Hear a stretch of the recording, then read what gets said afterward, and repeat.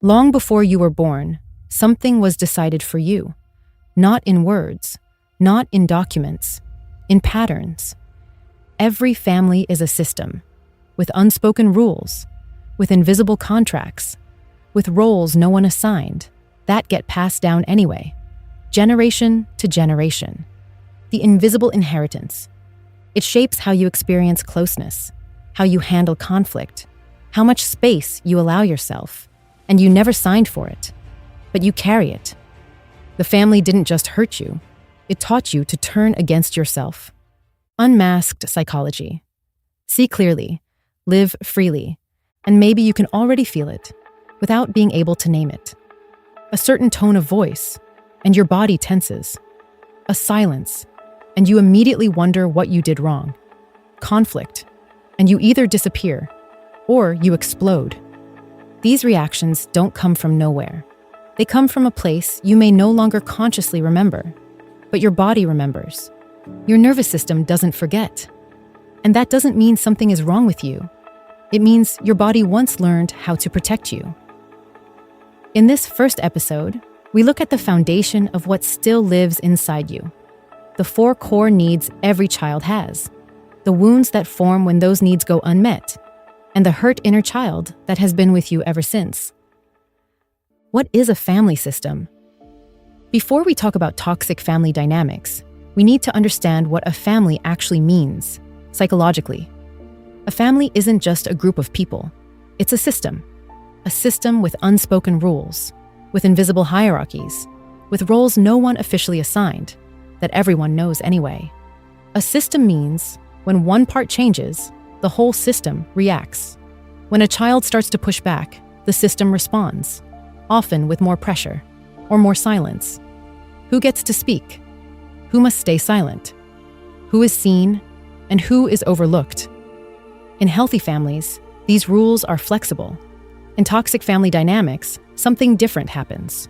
Rules become rigid, roles become fixed, and the child learns, this is who I must be to belong. A toxic family system protects itself, not its children. In some families, these patterns show up as narcissistic dynamics. In others, as silence, loyalty, or quiet guilt contracts. But the principle is the same. The system wants to stay stable, even when the child pays the price. The 4 core needs of the psyche. Every child, regardless of culture, era, or family, has 4 fundamental psychological needs. Not luxury, not perfection, not achievement. These 4, first, belonging. The need to feel safe, to belong. A child with secure belonging learns, I am not alone. The world is basically safe. Second, recognition. The need to be valued, not for achievement, for simply being. A child who receives recognition learns, I am enough, just as I am. Third, orientation. The need for reliability, predictability. A child with orientation learns, I can trust the world and myself. Fourth, autonomy. The need for your own boundaries, your own voice. A child with autonomy learns, my needs matter. My limits are real. When all 4 needs are met, inner stability develops. But what happens when they are violated, over and over again? Core wounds form. A core wound isn't a single event. It forms when a fundamental need goes chronically unmet. Not once, not briefly, but again and again. Many people experience this most intensely in narcissistic family constellations, where the child doesn't count as a person, but as a function. When belonging is missing, the wound of abandonment forms. I am alone. No one stays. When recognition is missing, the wound of worthlessness forms. I am not enough. I must achieve more. When orientation is missing, the wound of lost control forms. The world is dangerous. I can't trust anyone. When autonomy is missing, the wound of invisibility forms. My voice doesn't count. My limits don't exist. These wounds are not your fault. You didn't choose them. You didn't deserve them. Core wounds aren't weakness. They are proof of survival. The child's psyche is intelligent. When something hurts persistently, it develops strategies to avoid that pain. It learns, if I'm invisible, I won't be criticized. If I'm perfect, maybe I'll be loved. If I feel nothing, it won't hurt as much. These strategies burn into the nervous system. They become automatic programs, and they follow you into adult life, whether you want them to or not. The body is right. The survival strategies you still show today are evidence that your nervous system carries a program. Not because you're oversensitive, but because the child you once were experienced something as painful, persistently, and found a way to cope. You aren't broken, you are shaped. And to understand this shaping, we need to talk about something that has been with you ever since. The wounded inner child. The term inner child comes from psychology. It describes early emotional learning processes. It's a model for how childhood experiences continue to shape our lives today. Your inner child isn't the past.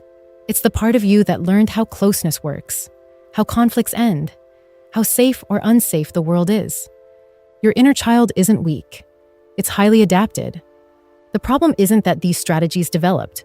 The problem is that they're still active today. The child who learned to be invisible makes you go quiet in relationships today. The child who learned to care for others carries responsibility today that never ends. The child who had to suppress feelings often feels numbness today. You're not reacting to now. You're reacting to then, with the tools of then. And it's not just your mind that remembers.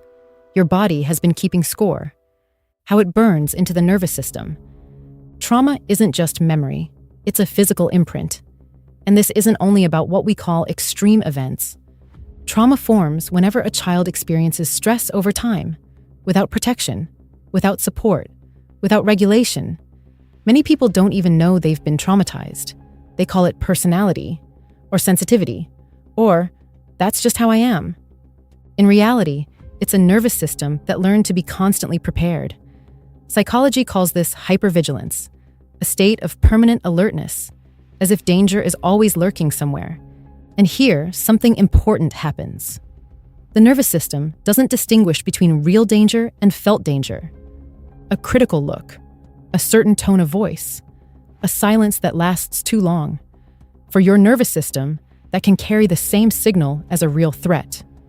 In families with narcissistic patterns, exactly these signals often become normal, and your nervous system learns to stay permanently on alert.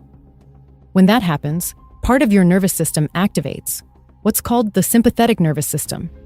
It puts your body on high alert, and that alert state has 4 responses: fight, flight, freeze, fawn.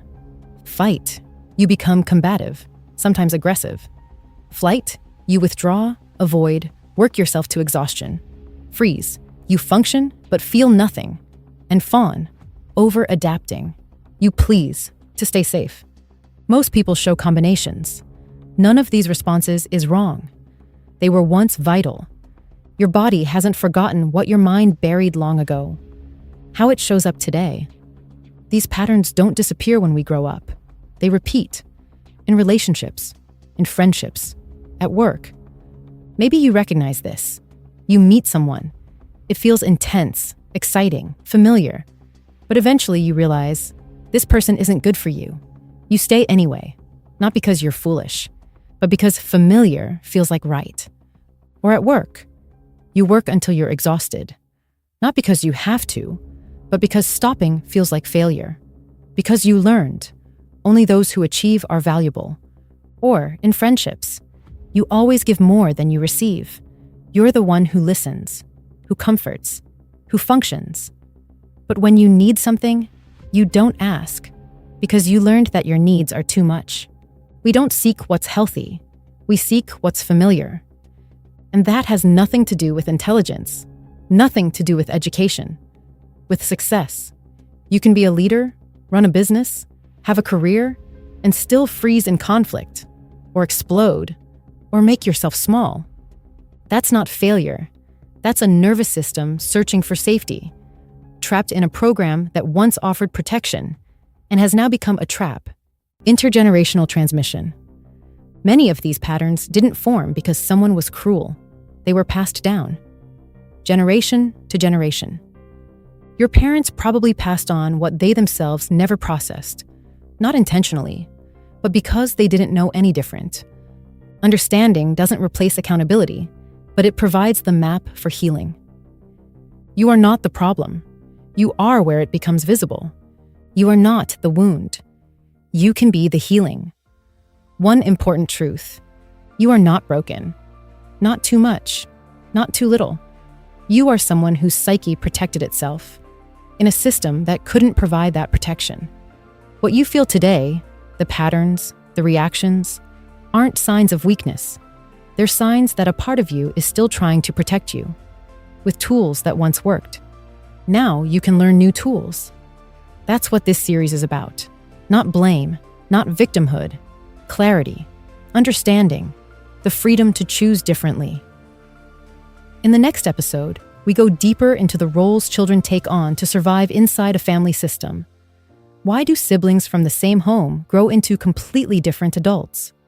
Which invisible role did you learn to carry? 5 episodes, 1 system, 1 path to clarity. Subscribe to this channel if you want to understand what has shaped you and how to move beyond it. Clarity is the first step to freedom.